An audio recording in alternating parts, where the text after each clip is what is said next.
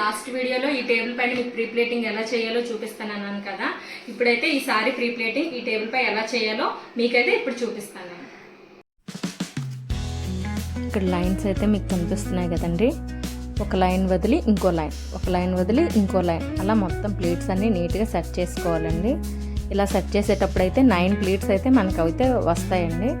ఒక లైన్ వదిలి ఒక లైన్, ఇంకో లైన్ వదిలి ఇంకో లైన్ పెట్టుకోవడం వల్ల ఈవెన్గా వస్తాయండి. అన్ని లైన్స్ అన్నీ సెట్ చేసుకున్న తర్వాత ఒక పిన్తో అయితే మనం సెక్యూర్ చేసుకోవాలి. తర్వాత ప్లీట్స్ అన్నీ ఏవి కూడా డిస్టర్బ్ అవ్వకుండా నీట్గా ఐరన్ చేసుకోవాలి. ఐరన్ చేసేటప్పుడు మాత్రం ప్లీట్స్ డిస్టర్బ్ అవ్వకుండా చేయాలండి. ఐరన్ చేశాక ఇంకేం చేయడానికైతే మనకు అవ్వదు. తర్వాత షోల్డర్ ప్లీట్స్ తీసుకొని ఒక 1 ఇంచ్ గ్యాప్, ఒక 1 ఇంచ్ తర్వాత ఇంకో 1 ఇంచ్ అలా మొత్తం సెట్ చేసుకోవాలండి. ఇప్పుడు సెట్ చేసేటప్పుడే మనం పర్ఫెక్ట్గా సెట్ చేసుకోకపోతే ఐరన్ చేసేటప్పుడైతే ఈవెన్గా ఉండదు. మొత్తం సెట్ చేసేటప్పుడైతే పర్ఫెక్ట్గా సెట్ చేసుకోవాలి. కొంచెం ముందుకు వేసుకొని మిగతా పార్ట్ కూడా మొత్తం మనం ఇలా సెట్ చేసి ఐరన్ అయితే చేసుకోవాలండి. సెంటర్ ప్లీట్స్ వచ్చేటప్పుడు మనకి ఎన్ని ప్లీట్స్ కావాలంటే అన్ని ప్లీట్స్ ఎన్ని చిన్నవి పెట్టామనుకోండి, మనకి ఎన్ని ప్లీట్స్ కావాలంటే అన్ని ప్లీట్స్ కూడా మనకి రెడీ అవుతాయి. మొత్తం అన్నీ పెట్టుకున్న తర్వాత ఒక పిన్తో అయితే మనం సెక్యూర్ చేసుకోవాలండి. మొత్తం పెట్టాక ఇలా ఫ్లఫీ ప్లీట్స్ అయితే ఇప్పుడు ట్రెండింగ్లో ఉన్నాయి కదండి. ఫ్లఫీ ప్లీట్స్ అయితే ట్రెండింగ్లో ఉన్నాయి. ఇలా వస్తుందన్నమాట.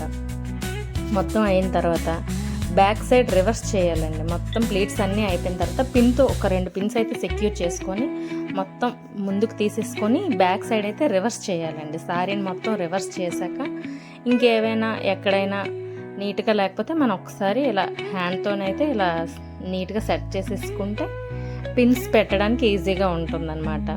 నెక్స్ట్ ఏంటంటే ఈ కట్టు చెంగు ఉంది కదండి, కట్టు చెంగును కూడా ఫస్ట్ అయితే కట్టు చెంగుని మన వైపు ఒక టర్న్ అయితే చేసుకోవాలండి. కట్టు చెంగు ఉంటుంది కదా, లోపల వైపు టర్న్ చేసుకొని బయట వైపు మడతకి బయటికి రాకుండా చిన్న ఫోల్డింగ్ చేసుకొని ఆ లోపల వైపే మనం అయితే మడత పెట్టుకోవాలండి. మడత పెట్టుకుంటేనే బయటికి రాకుండా నీట్గా ఉంటుంది మడత. మొత్తం కట్టు చెంగు వైపు లోపల వైపు పార్టు బయట వైపు పార్టు ఈ వీడియోలో చూపిస్తున్నట్టు మొత్తం అయితే మనం ఇలా మడత పెట్టుకోవాలండి.